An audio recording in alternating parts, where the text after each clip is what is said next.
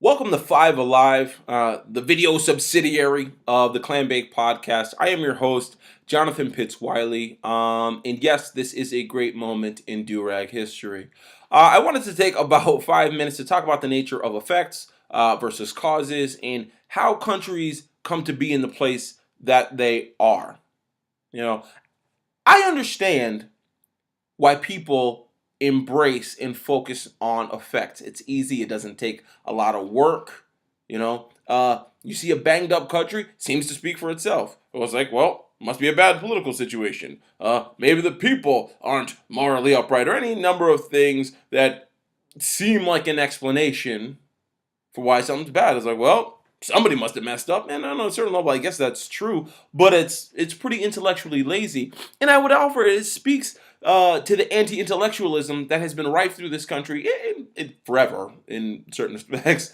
But certainly in the last 50 years, we have this regressive triptych where we go from an over reliance, I would dare say, on expertise and authority, going unquestioned, to we hit a pretty good sweet spot where it's like, all right, we're going to respect your expertise and authority, but we're going to have some questions. We are going to bring in some of our own experts and people in the field and things of that nature.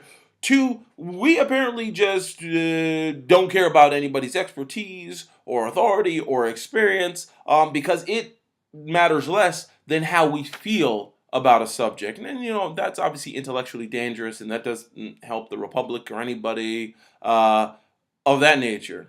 But I get why. Effects are easy. All right? They don't challenge.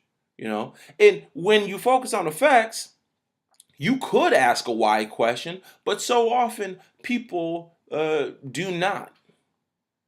But I'm going to encourage people anyway to really focus on causes. Okay? It's hard work. You have to ask why questions, but when you do, you'll get some pretty interesting information. And particularly when we're talking about jammed up countries, I'm going to give a little cheat sheet here and say you should ask a why question that's really oriented around what is the nature of this country's colonial or imperial past.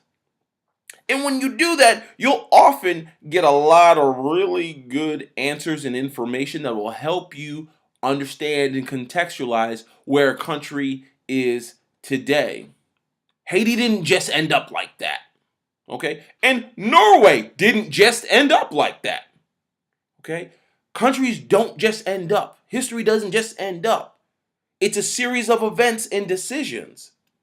And if we have a sense of history, we can come to better understandings of other people and ourselves. It doesn't mean that you're going to land on the same place. There is such a thing as historical interpretation, and that's fine. But even historical interpretation, the respectable variety, is rooted in evidence, in facts. And here is what happened, and here's what I think about it, as opposed to just looking at a jammed up country in 2018 and being like, yeah. You had that coming to you. Because otherwise, you're just snitching on yourself and you just, clearly want to be a bigot or a racist or what have you. But what's fun is when you go root something in the history, you can either hold people accountable or really be a super apologist for people. And this is something I deal with my students about. I'm not here to tell them what to think. I want to teach them how to think about what they think. I don't, to be fair, want them merely thinking that, oh, well, this country over here hates us for our freedom. Well, what does that mean? All right?